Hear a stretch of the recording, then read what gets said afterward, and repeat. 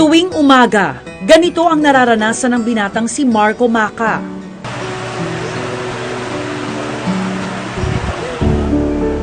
Ang kanyang katawan di mapigilan sa pamimilipit. Bakas sa kanyang mukha ang sakit na nararamdaman.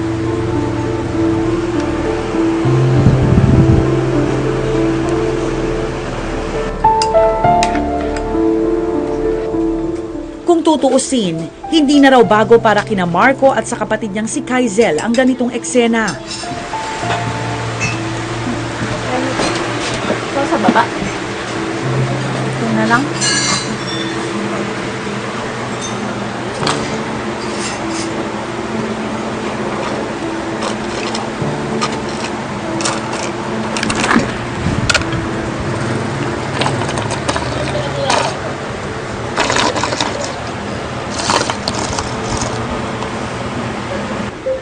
Lagpas isang taon na kasi mula nang dapuan si Marco ng sakit.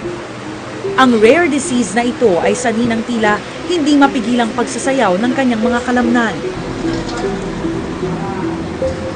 Ano nga ba ang misteryosong sakit na ito?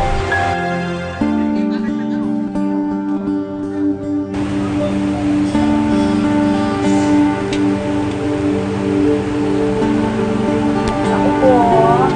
Hi, hi! Hello po. Kamusta?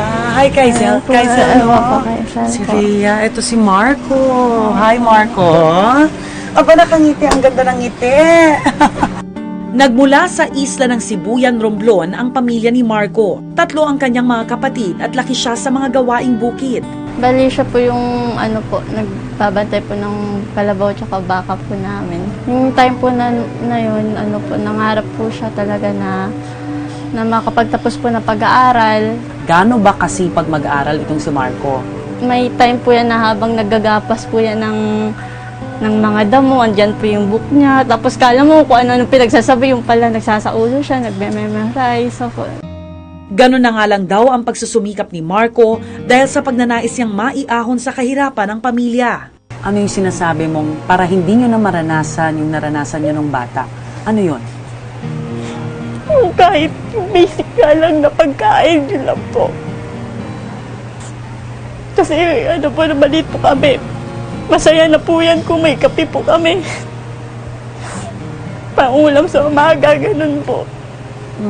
Kaya ayaw niya po maranasan po ulit yun. Nakapasok ng kolehiyo si Marco bilang scholar at naging working student. Marso noong nakaraang taon, natupad din ang pangarap niyang makagraduate sa kursong BS Customs. Pero ilang buwan lang matapos makuha ang diploma, lumitaw na ang mga sintomas ng kanyang sakit. Mga na yata siya bumalik noon, July. Nga, hindi niya na nakokontrol. Nga siya na, ganun. Akala namin gumaganon yung na-stroke. Sabi ko, hey, pa-check up mo yan. Baka mamaya mataas yung BP niya.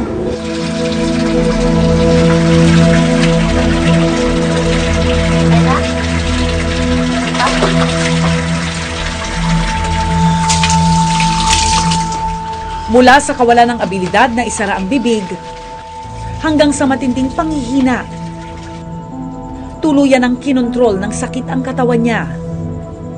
Yun nga po, hindi niya na po magawa yung gusto niya. Tulad ng pamamasyal or sa po. Kahit nga po pag hawak ko ng kutsara po.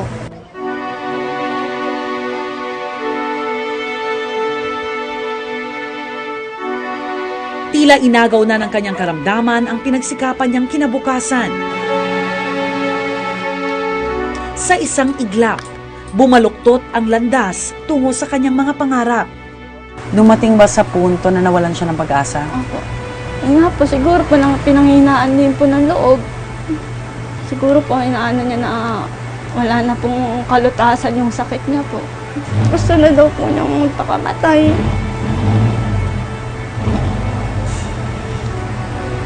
Bilang ko na lang daw po siya ng lason.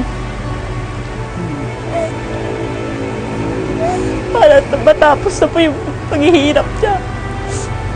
Nahirapan talaga siya. Ano, sabi namin minsan, lakasan niya yung loob niya. Ang hirap. Naama lang talaga ako. Ano ko, deboto ko ng sa baklaran kay Mama Mary. Lagi ko siya pinagagasan.